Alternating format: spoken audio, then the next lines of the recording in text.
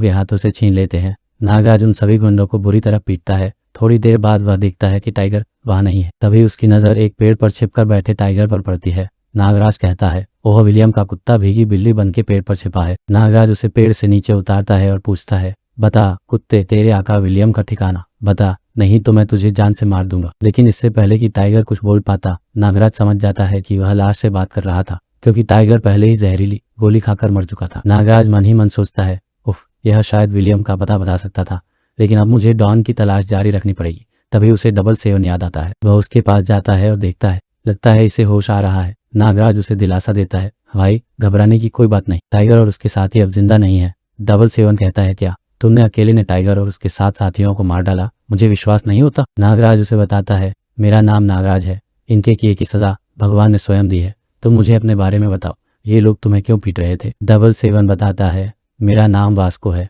मैं अमेरिका की secret service में FBI एजेंट नंबर 7 हूँ। ये लोग मुझे इसलिए मार रहे थे क्योंकि ब्यूरो ने मुझे डॉन से टॉर्चर करके विलियम का ठिकाना पता लगाने का काम सौंपा था। नागराज कहता है, डॉन, विलियम का ठिकाना? वास्को, मैं खुद विलियम की तलाश कर रहा हूँ और इसके लिए मैं पूरी रात डॉन को ढूंढता रहा हूँ। अगर तुम मुझे डॉन से मिला सको तो तुम्हारा मुझ पर बड़ा एहसान होगा। वास्को कहता है, एहसान तो मुझे तुम्हारा चुकाना पड़ेगा। दोस्त, मैं पहला व्यक्ति हूँ जो विलियम द्वारा मौत की सजा सुनाए जाने के बाद भी जिंदा हूँ। बहुत कम लोग जानते हैं कि डॉन इस समय दुनिया की सबसे सुरक्षित जेल डेथ फोर्ट्रेस में कैद है, जहाँ उससे मिलना नामुमकिन है। उसे एक अद्भुत सेल में रखा गया है, क्योंकि दुनिया में सिर्फ डॉन ही ऐसा व्यक्ति है जिसके पास यूरोप और अमेरिका के हर गैंगस्टर और शातिर बदमाश की खुफिया जानकारी है। नागराज पूछता है, वास्को, क्या तुम मुझे बता सकते हो कि वह जेल कहाँ है? वास्को बताता है, यह सिर्फ कुछ ही लोग जानते हैं, मुझे इतना पता है कि वह शिकागो में कहीं है। मैं शिकागो की फ्लाइट पकड़ने एयरपोर्ट की तरफ ही जा रहा था कि इन लोगों ने मुझे रोक लिया, लेकिन अब मैं अकेला नहीं हूँ, तुम भी मेरे साथ शिकागो चलो। हम ट्रेन से जाएंगे,